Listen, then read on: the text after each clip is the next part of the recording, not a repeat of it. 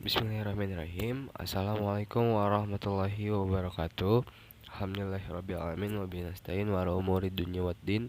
Wassalatu wassalamu ala asrofil anbiya'i wal mursalin wa ala alihi washabihi ajma'in. Rabbi shrah li sadri wa yassir li amri wahlul 'uqdatam min lisani yafqahu qawli. Amma ba'd.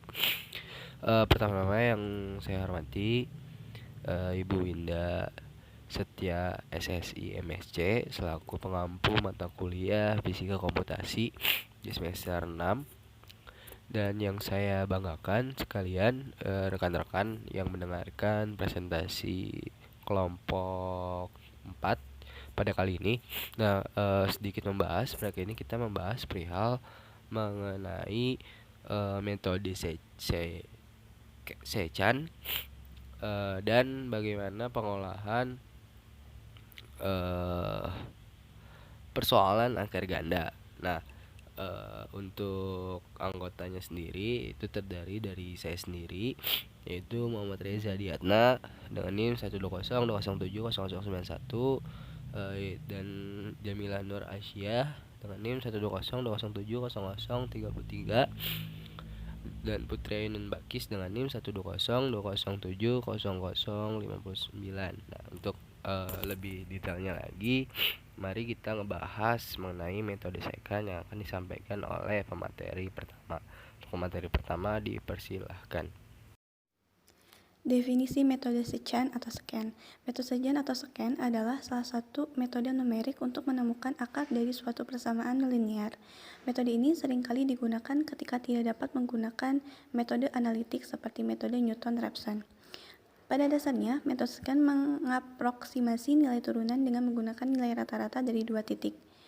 Metode ini bekerja dengan mengambil dua titik awal yang dekat dengan akar, lalu menarik garis lurus antara kedua titik tersebut. Kemudian metode ini menemukan titik potong garis tersebut dengan menggunakan sumbu X, yang merupakan tebakan baru untuk akar. Proses ini diulangi sampai tebakan baru cukup mendekati akar yang sebenarnya. Selanjutnya, saya Jamila Nur Asia dengan NIM 12020070033 akan menjelaskan mengenai perbedaan metode Sechan dan metode regulavasi.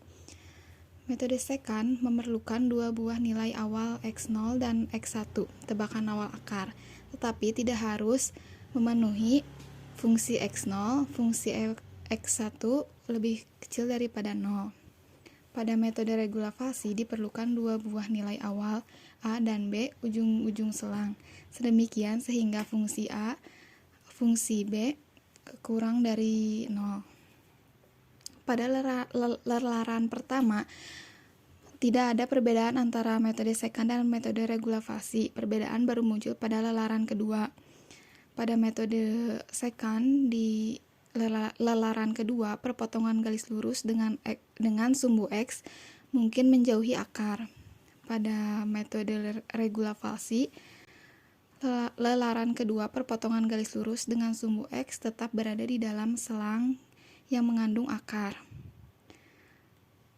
Metode Sechan, lelaran mungkin divergen, tetapi pada metode regulavasi, lelarannya selalu konvergen.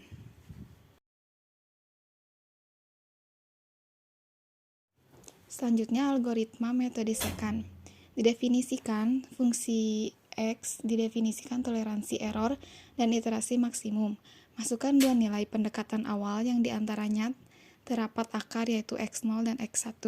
Sebaiknya gunakan metode tabel atau grafis untuk menjadi titik pendekatannya adalah titik pendekatan yang konvergensinya pada akar persamaan yang diharapkan. Hitung fungsi X0 dan fungsi X1 sebagai Y0 dan Y1. Untuk iterasi I sama dengan 1 sampai dengan N atau mutlak fungsi X1, persamaannya X1 ditambah XI ditambah 1 sama dengan XI dikurang YI, XI min YI dikurang 1 per XI dikurang YI kurang 1. Hitung YI kurang 1 sama dengan fungsi X1 ditambah 1. Akar persamaan adalah nilai X yang terakhir. Kemudian algoritma metode regulavasi didefinisikan fungsi X yang akan dicari akarnya. Tentukan nilai batas bawah A dan batas atas B. Tentukan toleransi nilai E dan iterasi maksimum N. Hitung fungsi A sama dengan FA dan fungsi B sama dengan FB. Untuk iterasi I sama dengan 1 sampai dengan N atau E lebih besar daripada 0. Persamaannya X sama dengan B dikurangi fungsi B dikurangi A per fungsi B dikurangi fungsi A.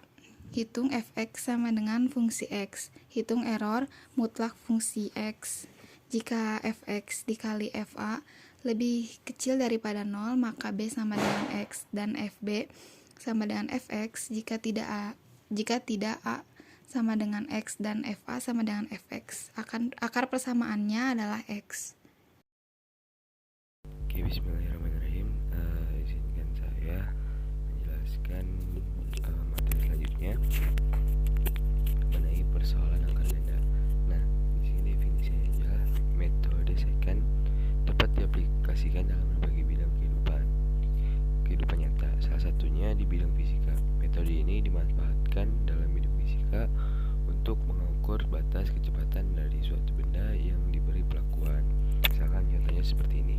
Ada batu yang bermassa 2 gram dilemparkan vertikal ke udara dan bergerak turun setelah mencapai batas kecepatan tertentu. Nah, rumus yang digunakan untuk menghitung batas kecepatan suatu benda dengan G adalah percepatan gravitasi sebesar 9,81 gram per second. Nah, di situ dijelaskan bahwasanya massa yang dilemparkan ke udara dan mencapai ketinggian tertentu dan mencapai batas tertentu. Nah, hasil yang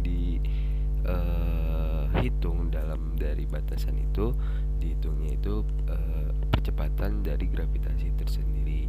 Nah, begitupun juga dari beberapa kasus yang lainnya gitu, ketika misalkan ada beberapa situasi yang sama seperti tadi. Nah, yang itu jadi dihasilkannya itu seperti tadi definisinya, yaitu metode ini dimanfaatkan dalam fisika untuk mengukur batas kecepatan dari suatu benda yang diberi pelakuan. Nah, ketika benda itu tidak diberi pelakuan, maka metode ini tidak bisa dimanfaatkan. Mungkin seperti itu penjelasan dari yang bisa saya sampaikan. Kurang lebihnya mohon maaf, saya kembalikan lagi ke moderator.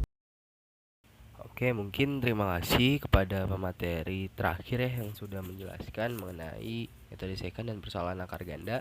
Sini saya ingin menyimpulkan yang pertama, menyimpulkan dari beberapa yang sudah dijelaskan, yaitu metode secant merupakan salah satu metode terbuka untuk menentukan solusi akar dari persamaan nonlinear dengan prinsip melakukan pendekatan terhadap kurva fx dengan garis secant yang ditentukan oleh dua titik terakhir. Nah, metode regulasi falsi tidak dapat menemukan akar ganda berjumlah genap dan akar kompleks, namun selalu berhasil menemukan akar dalam selang yang mengurung akar atau literasinya selalu konvergen. Sedangkan metode secant dapat digunakan untuk menemukan akar tunggal, akar ganda, dan akar kompleks. Namun literasinya itu tidak selalu berhasil menemukan akar divergen. Mungkin itu saja yang bisa kelompok kami sampaikan. Mungkin kurang lebihnya mohon maaf, ataupun ada pertanyaan bisa ditanyakan di kolom komentar, nanti akan di follow up lebih lanjut lagi mengenai pertanyaannya. Hadanallahu wa iyyakum ajmain. Wassalamualaikum warahmatullahi wabarakatuh.